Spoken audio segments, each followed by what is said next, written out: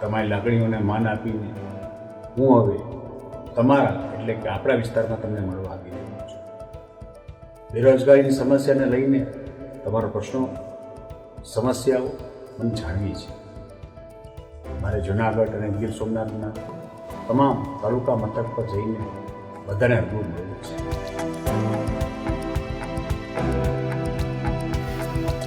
રાજ્યના પૂર્વ કેબિનેટ મંત્રી જવાહર ચાવડા એકવાર ફરી રાજનીતિમાં સક્રિય થઈ ગયા હોય તેવું લાગી રહ્યું છે. આવું એટલા માટે અમે કહી રહ્યા છીએ કારણ કે એક બાદ એક જે જવાહર ચાવડાના નિવેદનો સામે આવી રહ્યા છે એ અનેક સવાલો ઉત્પન્ન કરી રહ્યા છે અને એકવાર ફરી તેમને બેરોજગારીનો મુદ્દો ઉપાડ્યો છે અને ગુજરાતની રાજનીતિમાં ચર્ચા શરૂ થઈ ગઈ છે કે શું જવાહર ચાવડા હવે સરકારની સામે જ પડી ગયા છે? શું આવનારા દિવસોમાં જવાહર ચાવડા નવા જૂની કરવા જઈ રહ્યા છે? શું અટકળો ચાલી રહી છે અને આ સાથે જ બેરોજગારીને લઈને જવાહર ચાવડાએ શું કહ્યું છે તેમની પોસ્ટમાં તેની કરીશું આ રિપોર્ટમાં વાત. નમસ્કાર, આપ જોઈ રહ્યા છો ગુજરાત તક અને આપની સાથે હું છું સૌમ્યા. જવાહર ચાવડા આગામી 1 થી 3 સપ્ટેમ્બર દરમિયાન જૂનાગઢ જિલ્લાના વંથલી, મેંદરણા અને માણાવદર તાલુકાઓનો પ્રવાસ કરવાના છે. પ્રવાસ દરમિયાન તેઓ સ્થાનિક રહેવાસીઓ સાથે મુલાકાત કરીને બેરોજગારી સહિતના સામાન્ય જનજીવનના પ્રશ્નો પણ ઉપાડવાના છે અને તે વિશે સંવાદ પણ કરવાના છે. ચાવડાનું આ પગલું આગામી રાજકીય સમીકરણોને નવી દિશા આપી શકે છે એવી અટકળો છે. આગામી દિવસોમાં તેઓ કઈ રાજકીય ભૂમિકા ભજવશે તેની અટકળો વચ્ચે હાલ તો તેમનું મુખ્ય ધ્યાન જનતા સાથે સીધી વાતચીત પર કેન્દ્રિત છે. જવાહર ચાવડાએ જણાવ્યું છે કે મને ઘણા યુવાનો અને નાગરિકોએ બેરોજગારીના મુદ્દે રજૂઆત કરી હતી. લોકોની લાગણી અને દુઃખ સમજવું એ મારી જવાબદારી છે. વધુમાં શું કહ્યું આવો સાંભળીએ. નમસ્કાર. મને ઘણા ભાઈઓ બહેનો દ્વારા બેરોજગારીને લઈને અલગ અલગ રજૂઆત પડી છે અને સૌની એવી ભાવના છે કે મને રૂબરૂ મળીને તેને રજૂઆત કરવી છે. તમારી લાગણીઓને માન આપીને હું હવે તમારા એટલે કે આપણા વિસ્તારમાં તમને મળવા આવી રહ્યો છું. બેરોજગારીની સમસ્યાને લઈને તમારો પ્રશ્નો સમસ્યાઓ મને જાણવી છે, સમજવી છે અને તમને સાંભળવા છે.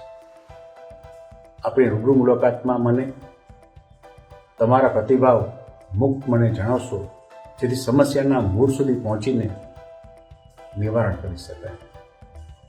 મારે જૂનાગઢ અને ગીર સોમનાથના તમામ તાલુકા મથક પર જઈને બધાને રૂબરૂ મળવું છે, જેની શરૂઆત માણાવદર, વંથલી, મેંદરડાથી હું કરીશ. આવતા મહિના એટલે 1, 2 અને 3 સપ્ટેમ્બરના રોજ ત્યાં મુલાકાત લઈશ. આપનો આભારી જવાહર ચાવડા.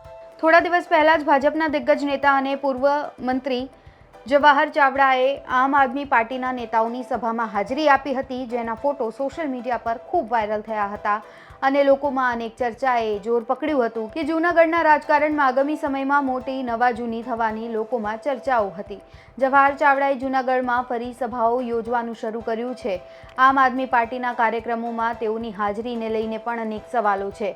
જૂનાગઢ જિલ્લામાં રાજકારણમાં નવા જૂની થવાના એંધાણ વર્તાઈ રહ્યા છે. આમ આદમી પાર્ટીના નેતાઓ સાથેના વિડીયો પણ વાયરલ થયા હતા. આગેવાનો સાથેની બેઠક અને ફોટો સોશિયલ મીડિયા પર વાયરલ થઈ હતી. જવાહર ચાવડાએ જૂનાગઢમાં સભાઓ યોજવાનું શરૂ કરી દીધું છે અને તાજેતરમાં જ રોજગારનો મુદ્દો તેમને ઉપાડ્યો હતો. આગામી દિવસોમાં જૂનાગઢના રાજકારણમાં મોટી ઉથલપાથલ 100% નક્કી છે. જવાહર ચાવડા જે રીતે અચાનક જ આપ પાર્ટીના કાર્યક્રમમાં ઉપસ્થિત રહી રહ્યા છે તે રીતે નવા જૂનીની પ્રબળ શક્યતા વર્તાઈ રહી છે. ત્યારે જવાહર ચાવડાની રાજકીય કારકિર્દીની પણ આપણે વાત કરીએ તો સૌરાષ્ટ્રના નેતાઓમાં તેમનું ખૂબ મહત્વનું સ્થાન છે. તેઓ માણાવદરથી 26 વર્ષની ઉંમરે 1990માં ચૂંટણી લડી પહેલી વખત ધારાસભ્ય બન્યા, જે બાદ તેઓ લાંબા સમય સુધી કોંગ્રેસ સાથે જોડાયેલા હતા. ત્યારબાદ 2019માં તેઓ બળવો કરી ભાજપમાં જોડાયા અને રૂપાણી સરકારમાં કેબિનેટ મંત્રી પણ હતા, જે બાદ 2022ની વિધાનસભાની ચૂંટણીમાં તેઓની હાર થઈ હતી. જવાહર ચાવડા જે સૌરાષ્ટ્રની રાજનીતિના ખૂબ જ મહત્વના નેતા ગણવામાં આવે છે તેમાંથી એક છે અને હવે જ્યારે નેતા સક્રિય થઈ ગયા છે ત્યારે સ્વાભાવિક છે કે ભારતીય જનતા પાર્ટીમાં પણ આવનારા દિવસોમાં કદાચ ખાસ કરીને ગીર સોમનાથ અને જૂનાગઢમાં નવા જૂની 100% થઈ શકે છે, કારણ કે જે હિસાબથી જવાહર ચાવડાની સક્રિયતા છે, તેમની બોડી લેંગ્વેજ છે, જે નિવેદનો તેઓ આપી રહ્યા છે, તેને લઈને અનેક સવાલો ઉત્પન્ન થઈ રહ્યા છે અને એટલા માટે જ જવાહર ચાવડા કેટલાય સમયથી લાઇમલાઇટમાં છે. અત્યારે આ રિપોર્ટમાં બસ આટલું જ. ગુજરાતના તમામ મહત્વના સમાચાર જોવા માટે અને જાણવા માટે આપ જોડાયેલા રહો ગુજરાત તક સાથે. ફરી મળીશું. નમસ્કાર.